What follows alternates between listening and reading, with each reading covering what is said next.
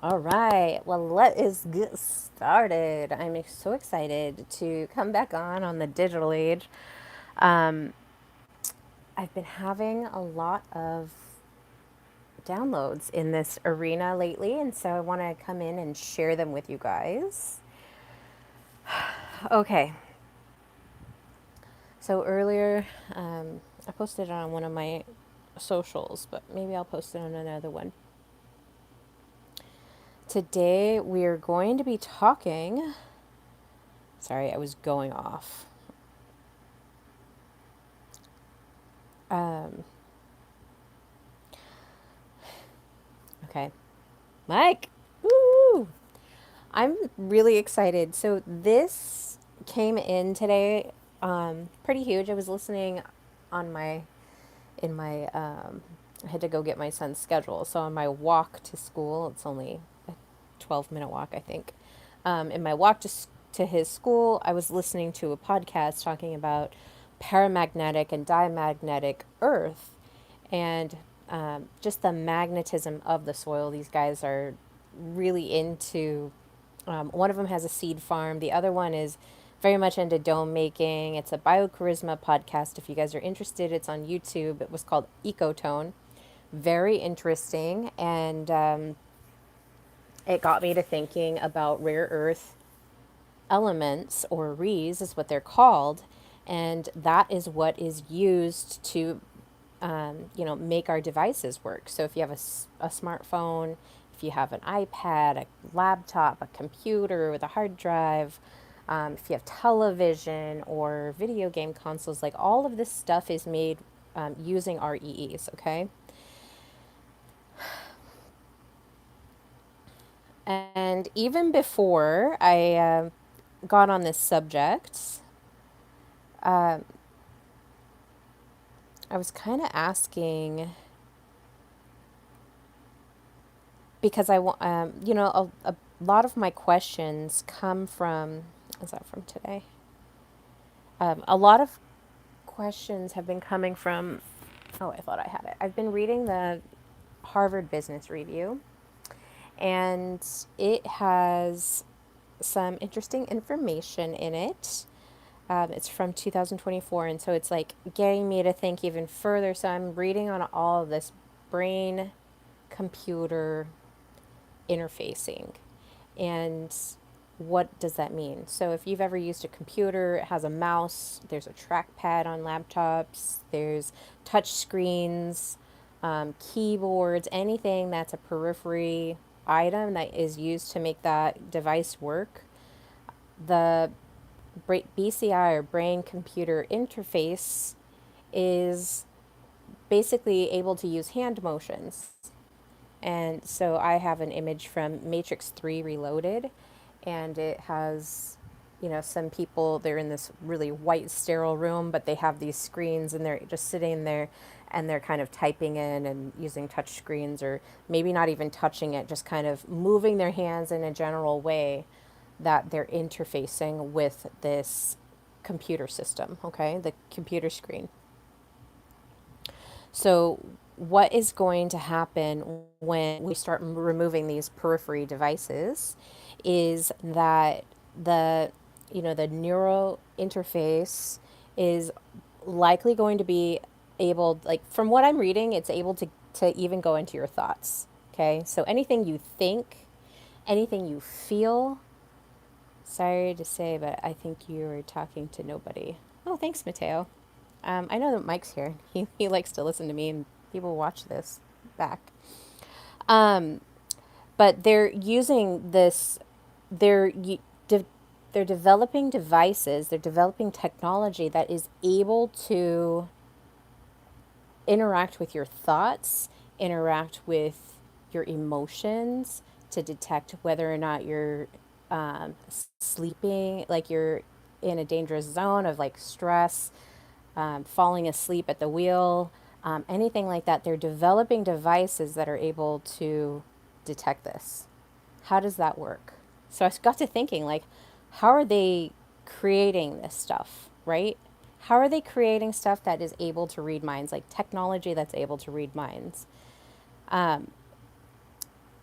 And hi, it's Corn. Yep, Mike's always here. He's my number one. So, if they're removing all of these periphery devices, how are they able to do that? Like, what's going on here? What in the science fiction is going on here, right? So, I got to digging because I'm very interested in how is this going to affect us as humans in this AI technology age that's to come, and what are the people that are developing all this technology? What are they doing to preserve us as humans, to preserve us as valuable, because we are valuable. And I'll get into that, and that's where most of my work comes from, is to remind us to remember that we are the value in whatever technology that they're developing. We are the value. Okay, so we're going to be looking at this shift from hands and eyes into really being able to integrate with how our cognitive function is interacting with these devices. And so things are going to shift. There's big tech is investing a lot of money right now into these fields, into this technology, because just like when Google was the first to develop the best search engine programming, people now call it to Google. It's a verb now. To Google something is a search engine. So it it was like move over Yahoo, Google is the one. So then shortly after that, you have these recreations like Bing, and maybe Yahoo was able to improve that. But a lot of the other things just kind of went away, right? Because everybody was like, this works really well. The same thing with smartphones. So iPhone came out, and the smartphone, it was the first smartphone. And now people associate smartphones with iPhone because it was the early accepted adopter that created that technology. Just like with AI, large language models, we say chat GPT and we know that we're talking about LLMs, but they came out with the first one on the market in December 2022, and now ChatGPT is likely the most popular one because they came up with the first, and they're able to develop it a lot quicker because now they have something to work off. Now they can improve generation by generation to where I think we're now to GPT 5 is where we're at now. So right now there's this, I don't want to even call it an arms race, but it almost is, of who can develop this technology. That's why all these AI, these leaders in AI are trying to develop the best AI models, because the first one that develops the first technology that is going to be adopted and widespread is going to profit from it very much. Like, there's going to be a lot of money in it, there's going to be a lot of power that is associated with it. And so right now there's this huge push for creating all of this digital stuff. And the thing that isn't really being widespread, it's kind of talked about a little bit. I even read it in one of the articles in the Harvard Business Review book that I was reading. The the doctor who wrote the article had mentioned, we need to figure out how we can still keep humanity intact while we're building this. And because a lot of people can misuse this information. So if they're able to tap into what your thoughts are by just having this device on your head, it blurs the line of, your mental privacy. Okay? So imagine your employer now has access to all of your thoughts. Your employer has access to your health conditions. Your employer has access to your emotional states at any given moment. And now they have all of that data. That data can be used against you to fire you. Say, oh, well, you have certain markers of this, and so we can't have your liability now. Now we have to fire you. And they don't even really say that. And or they store that somewhere where that data from your own mind is given to other, like it's, hacked or something like that. It's so much, yeah, it's so much access. It's almost too much access, but hang with me here.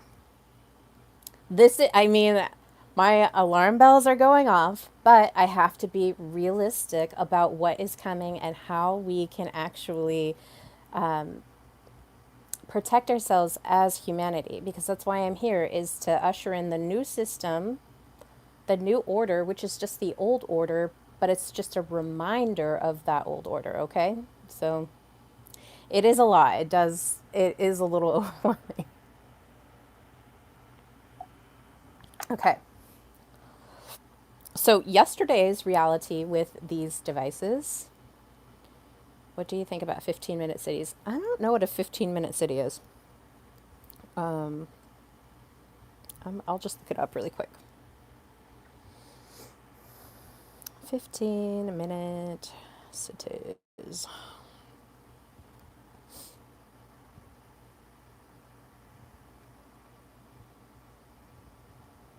Most residents need basic needs are 15-minute walk or bike. So Portland, Oregon is one of those.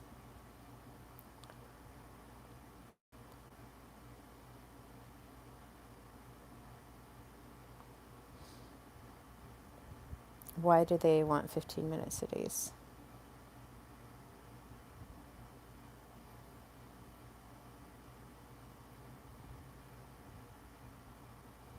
Are they considered smart cities, Mike?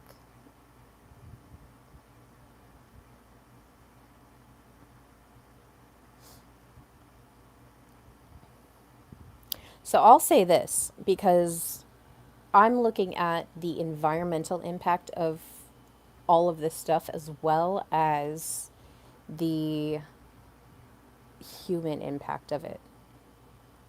It's a way of control. Is it a smart city?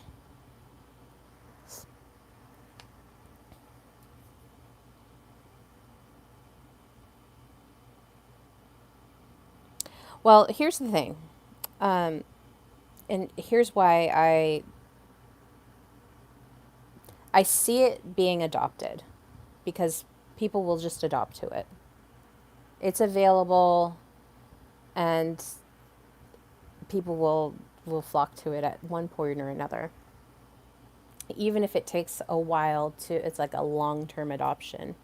People will adopt to any smart cities. As far as having a renewable resource, if you're able to have your own communities on a large plot of land, and it's difficult to do because we have especially in America, we're so highly, so there's independence, which Americans are very much independent. And then you have interdependence, which is like where community is more important than the individual. So it's like this sliding scale, basically, of how can we intertwine these two. So if we can blend independence with interdependence in an overlapping way and still maintain both sides of that, that's better for a community because it balances out that polarity that's there. Everything you're supposed to need is in the 15-minute radius. You can't travel out of it. I think it's going to be hard to adopt, although the pandemic showed me otherwise, it's going to be hard to adopt that with the independent mindset of the Western culture. People are not going to necessarily want to do that. And you never know the moment where the human novelty becomes resistant to that. Okay, let's go back here. So we have, find my note, from my notes. Oh my gosh, there's so much. I don't even know if I can get it all done today. There's so much. Okay. So we're shifting from yesterday's interface, which is um, this archaic keyboard, mice, headsets, touchscreens, this basic external mechanical interaction that we have with these devices. And right now we're transitioning. So we've been transitioning with using voice stuff. So think about when they introduced Alexa or introduced Siri or any other where you can voice to text. That was part of this transition into the, where your nervous system is going to be operating this stuff. Your nervous system is going to be, and we're going to get into the why of that and how that can even happen, because I was like, explain this magician shit to me, right? Even gestures. So, the swiping is a gesture that you can interact now with stuff. Think about, if you swipe your hand in front of something, then the door opens. It's like instead of being able to push a button, now it's just a hand swipe. They do that in hospitals. It's just like a quick hand swipe and then it opens the doors. I've been in a hospital recently, so I know. But yeah, it opens the doors. So you have that hand swipe. And there's many other places. There's even a palm scan. So if you are all set up with Amazon, you can go to a Whole Foods store, go get your groceries, put your palm over the palm scanner. It scans your hand, looking at all of your fingerprints, the biometric of your body. These are biometrics here. So is your iris is a biometric. You can put that over there and it'll pay for your groceries, and then you just take your groceries and walk out the door. Okay. The other things are AR and VR. So the artificial recordings where you just put a picture of your face and then all of a sudden you can have an extended amount of time, maybe an hour long video, instead of me like physically interacting with you live like I am right now. I could just put my face into a thing and say, I want to talk about this, send it off, maybe spend like 2 minutes doing it, and then it creates this whole video for you. And then also virtual reality. So, virtual reality and the 3D reality that we live in, these are both real metaverses in our minds, okay? AR is very popular right now. VR has been popular for a long time. And then the other thing of today's transition is we're looking at eye tracking. So, I don't know if you've ever been in a website and you're like scrolling through, maybe like you're shopping for something. You're scrolling through it and then you go to reach for the X. And then there's this pop up that comes up. And it's like, hey, if you stay, we'll give you 10% off of, whatever your purchase is. So there's already eye tracking. There's already hand tracking in our devices. When we go to certain websites, that functionality is already available in most of our devices. So when I talk about tomorrow's reality, like even as much resistance as we want to give into this, tomorrow's reality is that we are going to have these BCIs like Neuralink, Meta Reality Labs, Kernel, some other, neural interfaces. Like I said, right now there's a big tech push in developing the technology for that to be the one source of that. So think like when Microsoft Windows came out, it was a novel thing. Everyone was like, oh my gosh, so cool. It may not have worked really well when it first came out, but now it's just like every business pretty much has Microsoft, the suite at least. Like that is one of the top skills, like tech skills that you can put on your resume is I know how to use Microsoft Suite. I can do PowerPoint. PowerPoint is the name of the Microsoft Suite presentation app. a Word document. You've heard that. Like they were early to the game and were the ones that everyone clung to because that was the thing. And shortly after that, Microsoft or Macintosh was able to come out with their own, form of that, but it wasn't as popular as Word. Everybody had Word, right? And that's what you learned on in school. Schools adopted it, and all these different places adopted it. Okay. So the neural interfaces that are going to be happening are the interaction with your own nervous system. And what is happening right now, that we'll get into here shortly, is that they're creating this synthetic nervous system that is technology. Okay? That is how they're able to interact with the two. So I often talk about nervous system first leadership. It's important for us to understand that the people that we're around, we entangle energetically with those people. Okay. So if you're married to somebody and you're sleeping in the same bed with them, within 2 minutes, your emotions are already like connected. And so imagine just being married to somebody for a long period of time, sleeping next to them every single night. You're energetically entangled with that person. Your nervous systems are connected. So if they did a study where they had a husband and then a wife, and they had them in separate rooms, and they told the husband, "Hey, I want you to, I want you to think about hugging your wife right now," and they had her all like taped up to brain, like where they can see all the interactions in the brain. And when he did that, immediately she had the feeling of him hugging her. So they saw the brain activity happening where it was an entangled ship. Yeah, I like that. That's a good word. Is that a word? I'm going to use that. But so you do that even with the people that you work with. You start to bond with them, and that's where that bonding comes from. Is that you're entangling. Basically, I call like the nervous system is basically your Wi-Fi signal.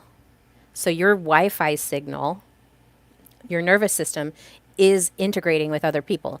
Now, when you have technology, it is also another nervous system. And even though it's synthetic, it's still using the same rare earth minerals to mimic the same nervous system that you have in your system. And that is how they're developing and being very successful with these BCI neural interface technologies. Okay. Hopefully that makes sense and I'm not like making it sound super crazy. So that's how your thoughts, your emotions, the actions that you think about, your prefrontal cortex has that all that executive function in it, and that is where they're tying into, and that's where your attention comes from. That's where your perception comes from. Language comes from there. Like this portion of your brain is like super importante to the whole technology system that is being developed right now.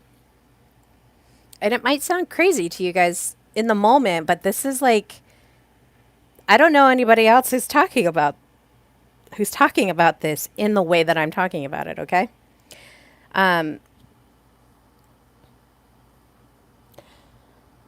so the direct input and output with the nervous system, so your input output with your own nervous system, and then when you're entangling with the machine, that's how they're able to upload your consciousness into the technology. And we'll get into, because I was like, well, why does that work? How does that work? Tell me how that works.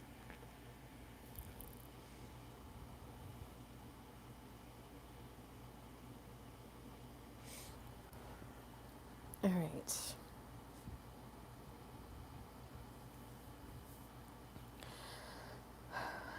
So you guys know that I work in leadership. I'm not really going to get into that, but I want to talk about how your nervous system intelligence is the future proofing. So when I talk about how leaders, it could be you're the father and you're leading your children, right? Or your mother and you're leading the children, whomever you're leading. It could be a boss with their team, it could be an entrepreneur with their employees. However, the dynamic is, like, whatever position of leadership you're in, you're like kind of this head neuron of this nervous system intelligence system. And so you're preparing this world. So when we start interfacing with the synthetic nervous system of technology, however that shows up, if it's, you know, with interfacing with artificial intelligence like LLMs, or if they ever create beings, you're going to start to integrate with that system as well. And this is where potentially people will get burned out, because how do you do all that when already we're already having some epidemic of burnout. We're already having an epidemic of dissatisfied work relationships, right? There's a huge thing that needs to be fixed before we start integrating with these, neural interfaces. So I really want to stress that your thoughts and your attention are literally steering the interfaces. Your thoughts and your attention, to a small degree, already are. But as we go into the future, it's going to be even more and more stark, I think, of how important that is. Or you may not even know it. You might just become blind to it. You're just going to plug in, go to sleep, and it's all cool. The other thing is that your nervous system, the human race, our nervous systems are the foundation. So it's not just in my nervous system first leadership primer program. It's also when we start integrating with technology in the big way that we're going to be seeing here in the not so distant future, right? Technology is it's expanding more and more rapidly. They're able to get all these things out. I mean, I was reading about some of the AI. Like, I watched a video on, or I listened to a video on YouTube of how Elon, I can't remember what his AI company's name is, but he was kind of last to the AI, the AI roundtable. And so he quickly bought a property out in Tennessee, quickly put in solar, or not solar, but wind turbines, whatever they're called. They're not windmills. Wind turbines to help power the plant, and basically fast tracked it without like going through any approval. And then I think even further, it was kind of an interesting thing that Trump had signed some bill or some executive action to allow bypassing of that. So the EPA, as much as people want to have, be up in arms about it, the Clean Air Act, as much as people want to be up in arms about it, at least it was there as a mode of protecting the people of the United States. But, with quickly permitting this without permitting, without oversight, just building this. He got permission for 15, but I think, yeah, I think he had like 30 some odd. I think it was like 32. I can't remember now. But that is a socially irresponsible thing to do when you know that you're going beyond the parameters of what you're allowed to do, and just fast tracking it and being like, oh, if I just do this and then ask for forgiveness later, it's kind of like do first, ask for forgiveness later. I've done that before. It feels wrong. However, sometimes you just do it. So I can see like his ambition coming through in that. However, it affected the health of so many residents in the area. And it was 32. Still got it. Still got it. But what you're going to find is that even with all of the stuff, your emotional dysregulation is not going to be able to be hidden. So maybe you still show up to work, maybe you really hate your job, but your emotional dysregulation, like if you're hot headed, hot tempered, if you're, you know, not performing right, like it's going to be tallying all this stuff. Okay. That's how deep this can go unless we start calling for some mental privacy rights, which is, something that they had mentioned.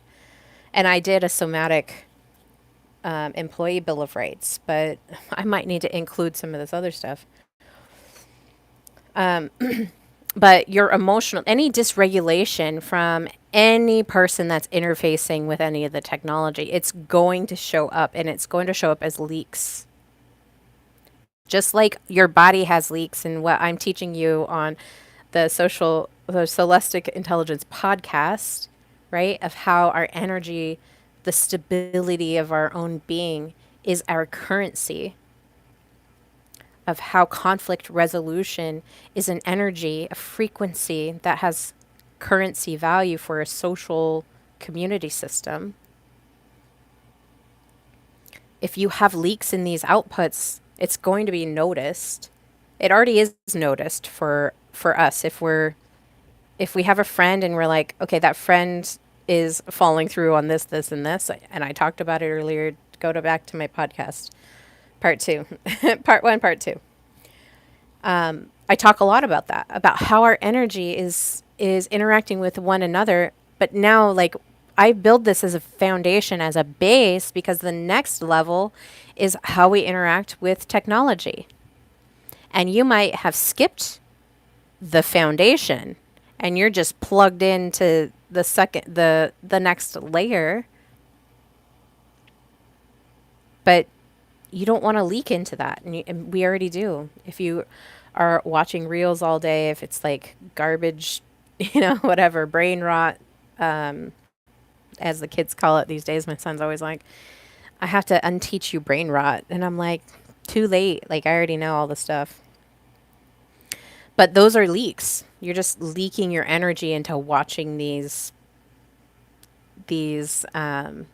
influencers who are just looking for your attention. So your attention is the currency.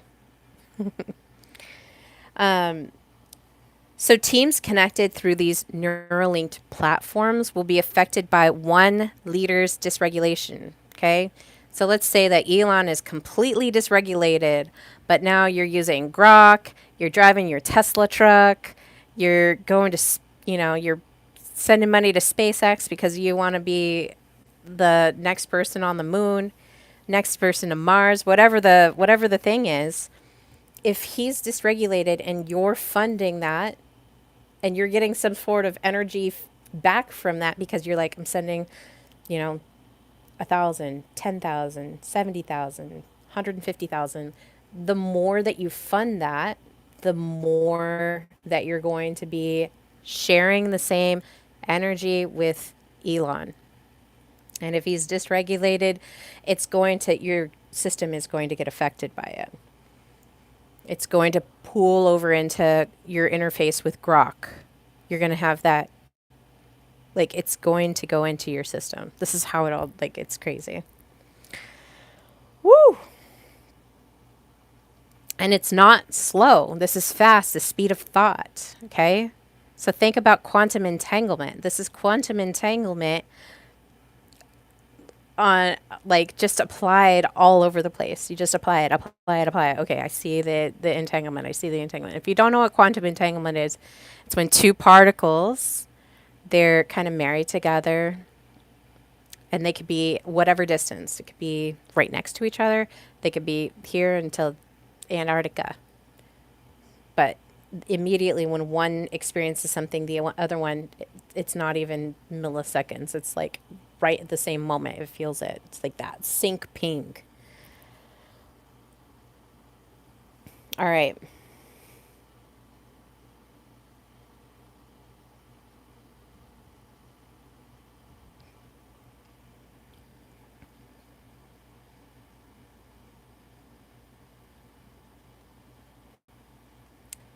Let me get into my next thing here.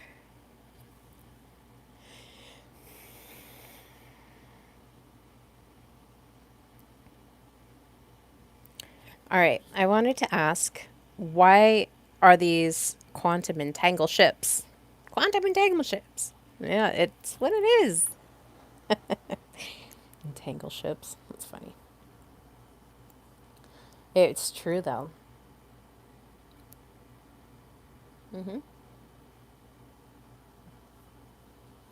Okay, so why is this frontier being built? Why are they building this new frontier? Okay.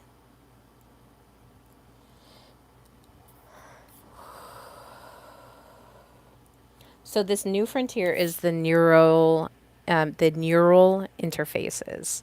They're the AI companions. They're the biometric wearables. They're the frictionless living. This is being built for many reasons. One of them is one I already talked about. So these the big tech or giant tech is interested in being the first to dominate whatever platforms they can. Because this is what shapes economies. Okay. Neural interfaces, the technology is $1 trillion market. $1 trillion market. So think the hardware, the software, the data streams, like it's $1 trillion market. So whoever owns this owns the future of human interaction. Okay. Meta is already, in this where you can virtually meet somebody online anywhere in the virtual world. So let's say they have all of Earth mapped out. Like one morning, you and your friend could be sipping coffee in Italy, and then by daytime, you're having a siesta in Spain, and then by evening, you're in Paris, France, sharing a dinner together. Obviously, you have to bring your own food because it's not there yet, but I saw Fifth Element. I know it's probably possible for them to do that. But these new interfaces are going to be doing things like that. Like already you can go watch, you know, concerts online and you pay this digital way. Yeah, multipass. She knows it's a multipass. But you're going to be able to go to concerts, to webinars, you're going to be able to do everything virtually online. Okay. So whoever owns all of it, like Optimus was one of the first to really do I think it was like $600 to get virtual reality glasses, VR glasses, right? So that kind of tech is being integrated into it's going to get like think about phones of yesteryear. It was a landline. It was kind of huge. You had to like rotary dial it, right? A lot of kids probably don't even know what rotary dialing is. But then it moved from that to cell phones. Now we have smartphones. The smartphones are basically like computers that you just travel around with.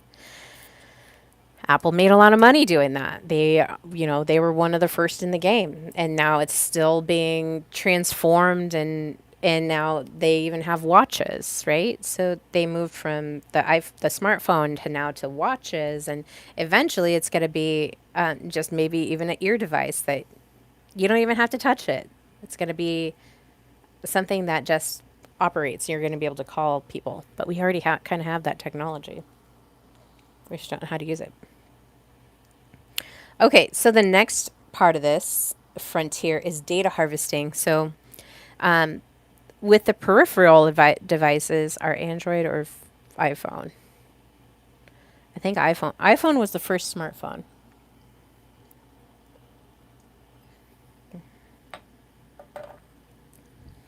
So the data harvesting that is going to happen from this, and I did talk about this in a previous digital age stream, but the data that they're going to be able to get from this is going to be huge. Okay? They already have all this other external data, But now they're going to be getting your brain data. And guys, when I talk about the Matrix and how much, oh my gosh, like I just imagine Neo coming out of that pod with all the goo and unplugging everything, and how, like, as he's looking around, everybody is like plugged into these pods and they're all like sleeping in the goo in their little goo pods, being battery, like they're like little batteries, human batteries. Like that's exactly how I imagine this.